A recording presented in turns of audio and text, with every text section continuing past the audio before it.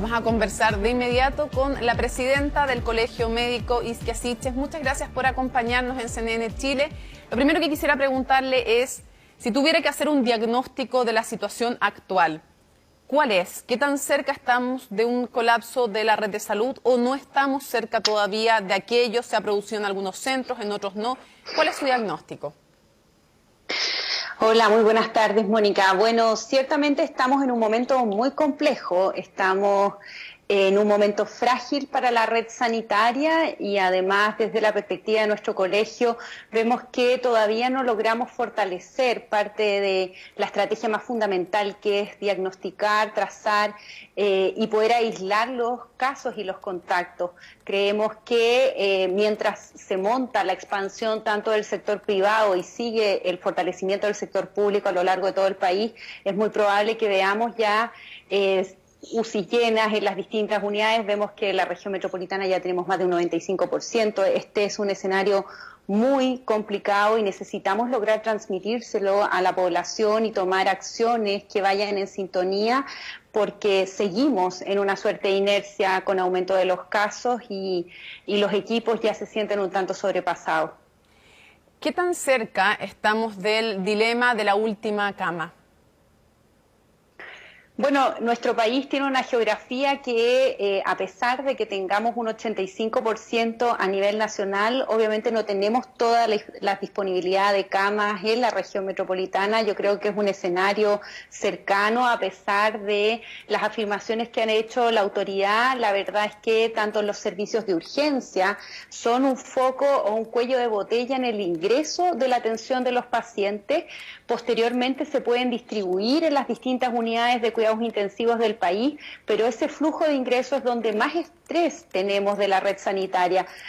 Muchos de los turnos se entregan las mañanas siguientes con una cantidad considerable de pacientes ventilados en las distintas unidades de urgencia, porque todavía hay un retraso hasta que se pueden ubicar en el resto de la red asistencial. Yo creo que es un escenario que es probable que podamos ver en los próximos días. Tenemos que prepararnos y apoyar a los equipos de salud, que son quienes sienten en sus hombros la mayor responsabilidad, y también conversar de cara a la ciudadanía de cómo utilizar mejor las camas críticas para poder ir en ayuda de quienes tienen expectativas de vías mayores cuando las situaciones se dan con este nivel de complejidad. O sea, ¿usted cree que estamos cerca de tener que enfrentar los equipos médicos el dilema de la última cama?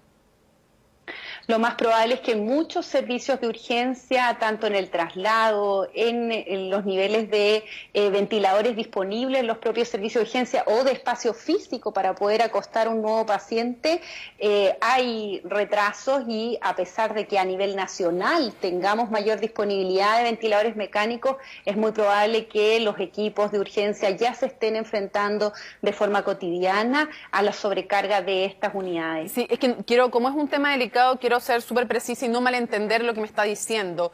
Una cosa es que haya retraso y otra cosa es el momento en que frente a un ventilador mecánico hay que decidir porque hay dos pacientes y solo hay un ventilador mecánico. Entendiendo así el dilema de la última cama, ¿eso cree usted que está cerca de producirse? ¿Tener que elegir a quién darle un ventilador mecánico o una cama UCI y a quién no? ¿O todavía no estamos cerca? Las camas UCI se pueden distribuir y esa respuesta pudiera darse en las próximas semanas, pero hoy en los servicios de urgencia ya vemos un gran flujo de ingreso que hace que esos equipos no cuenten con una disponibilidad inmediata de esos ventiladores mecánicos. Cuando llega un paciente con insuficiencia respiratoria que ya no puede solamente con oxígeno seguir respirando, ese ventilador se necesita en ese momento. Y es verdad que podemos angustiar a los pacientes, que es el uso de la máscara facial para poder administrar oxígeno, pero hasta que se traslade ese ventilador y se dé una respuesta, obviamente puede existir un retraso que tenga implicancias en la salud de las personas. Es por eso que también le hemos pedido al Ministerio de Salud reforzar particularmente los servicios de urgencia, y me parece muy interesante lo que ha planteado el Ministro de Salud el día de hoy, de utilizar también transversalmente como sistema sanitario la red de urgencia de los sectores privados, lo cual hoy día... no está siendo utilizado solamente para uso de ley de urgencia.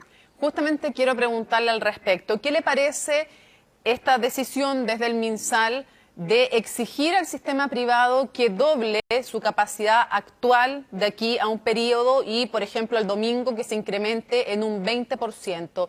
Quiero preguntarle qué le parece la medida y si cree que ha dado todo lo que debiera dar el sistema privado en medio de esta crisis. Me parece que es una medida correcta, pero lo primero que le preguntaría al ministro o a las autoridades que sepan en qué está el sector privado es saber por qué no ha existido esa expansión hasta la fecha, entendiendo que tenemos este nivel de sobrecarga. Las propias clínicas privadas ya tienen todas sus unidades de cuidados intensivos, han hecho expansión y ya la han utilizado. ¿Por qué esto no se sigue realizando? ¿Es por recurso humano? ¿Es por los costos de pago bajo la modalidad GRD que está pagando el Ministerio de Salud?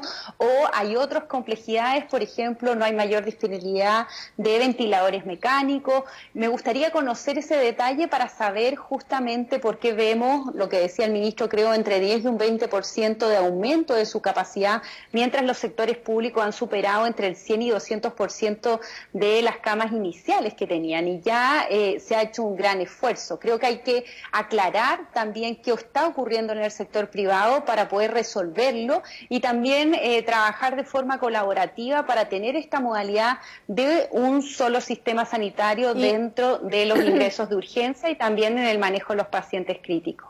¿Y usted tiene alguna información de por qué eso ha sido así? ¿Por qué mientras se dobla la capacidad en el sector público, en el privado se incrementa en un 10%? En promedio, evidentemente, pues hay diferencias entre un establecimiento y otro, esto es un promedio. La poca información que nosotros manejamos es que tienen que ver con limitancias en las camas críticas y en los equipos con las competencias para poder hacerse cargo de estos pacientes. Por ejemplo, en los ventiladores mecánicos. Entiendo que hoy día estuve con el rector de la Católica, quien señalaba el esfuerzo que ellos han hecho para aumentar a más de un 100% extra de sus capacidades de camas críticas, pero tienen un tope hoy día en la cantidad de ventiladores mecánicos. Quizá también se puede reforzar con los que tiene disponible el propio Estado. Quisiera preguntarle respecto de las medidas anunciadas el fin de semana, el domingo específicamente, por el presidente Sebastián Piñera. Algunas de ellas, de hecho, por ejemplo, el tema de la salud mental o otros como abrir los datos, habían sido pedidas en la mesa social de COVID-19. Quiero preguntarle su evaluación en general, si le parecieron bien estos anuncios o no, son suficientes o no. Bueno, nosotros como Colegio Médico valoramos estas medidas, creemos que van en la línea correcta, vemos que hay también un cambio de actitud con acogida en muchas de las solicitudes que ha hecho la mesa social y en particular el Colegio Médico, preocuparnos, por ejemplo, de los hijos e hijas de los trabajadores de salud, lo que tú hablabas de efectivamente el plan de salud mental, mejorar los datos y también reforzar este plan del trabajo local, de incluir a los alcaldes, estas señales. Hoy día, obviamente, el gobierno no es fácil enfrentar esta pandemia, pero es quien tiene más posibilidades de dar las señales para llamar a esta unidad de colaboración que todos estamos pidiendo y donde todos queremos colaborar. Como Colegio Médico, el presidente de la República cuenta con nosotros para enfrentar esta pandemia de todas maneras. ¿Tiene línea abierta? ¿Usted está conversando con el ministro de Salud? Hasta la actualidad es algo que hemos solicitado, particularmente para poder plantear temas explícitamente sanitarios, falta de insumos críticos, algunas drogas vasoactivas, temas que nos han levantado la comunidad médica y las sociedades científicas que son muy específicas para tratar en la mesa social. Yo lo he planteado muchas veces, espero que prontamente el gobierno comprenda la relevancia de que entidades como la nuestra, que están en el territorio, que están donde se están atendiendo los pacientes, podamos levantar los problemas cotidianos, no para entorpecer al gobierno, sino para solucionar esos problemas. Perdón que le interrumpa, pero no entendí. ¿Cuándo fue la última vez que tuvo una reunión con el ministro de Salud? Solamente las de la mesa social, donde lamentablemente no podemos resolver este tipo de problemáticas. O sea, perdón, ¿no hay un diálogo constante con el ministro de Salud? Con las autoridades de salud solo tenemos contacto dentro del contexto de la mesa social, donde no podemos abordar los problemas sanitarios más concretos. Nosotros elaboramos, de hecho, por lo mismo, unas minutas muy extensas detallando lo que los distintos consejos regionales, la comunidad médica, los distintos capítulos del Colegio Médico y también las sociedades científicas nos planteaban. Esperábamos que alguien del ministerio las leyera y de hecho hay cosas que se han ido solucionando, me imagino, por ese input que hacíamos como colegio, pero esperaríamos tener una instancia formal de diálogo que nos permita llevar estos insumos y también poder explicarles a nuestros colegas y al equipo de salud en general por qué se están tomando una u otras medidas y no tener que intentar dilucidar hacia dónde están orientadas las medidas. ¿Hubo una invitación de parte del presidente de la República hacia usted o usted le pidió una reunión al presidente de la República? ¿Qué pasó con eso?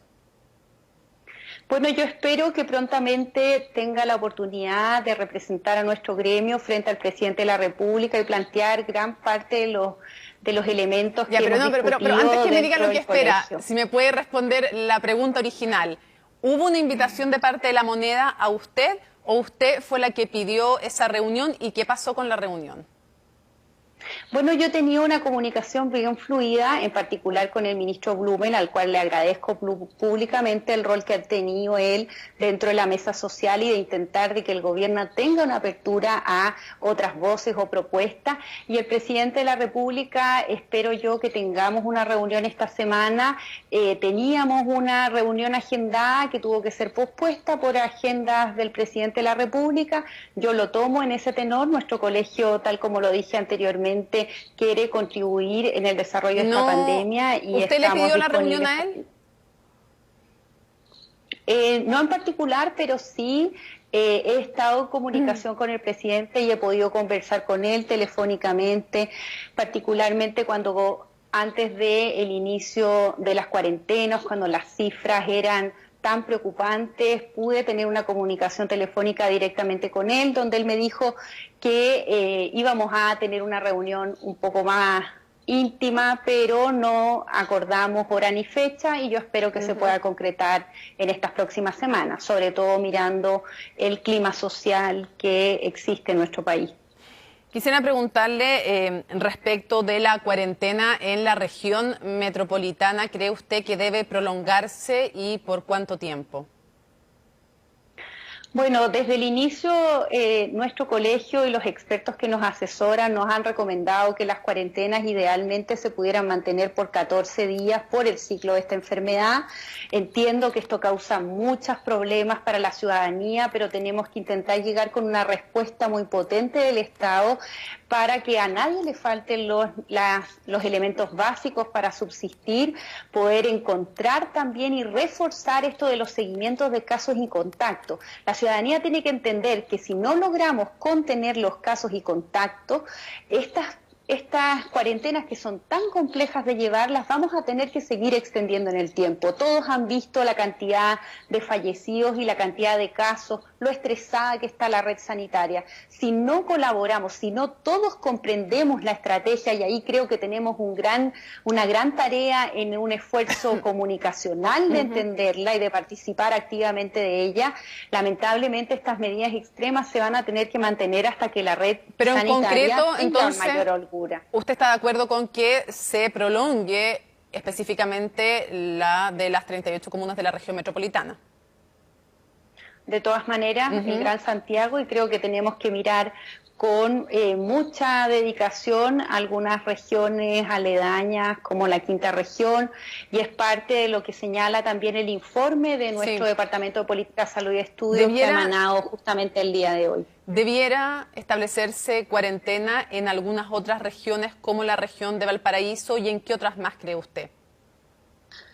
Bueno, espero yo que el comité asesor pueda contribuir a esta definición por parte del gobierno, pero creo que con la atención que vivimos en la red, donde hemos estado trasladando a pacientes de la región metropolitana a lo largo de todo el país, tenemos que fortalecer la estrategia de control de casos y contactos y además poder establecer cordones sanitarios y en las regiones antes de que se produzcan estos aumentos importantes de casos, como ha ocurrido en la región metropolitana, tomar medidas antes de que la red sea sobrepasada, porque hoy día ya hemos superado más del 85% del nivel de ocupación de camas de todo el país. ¿Es momento ya para una cuarentena en la región de Valparaíso o es algo que puede esperar todavía algunos días más?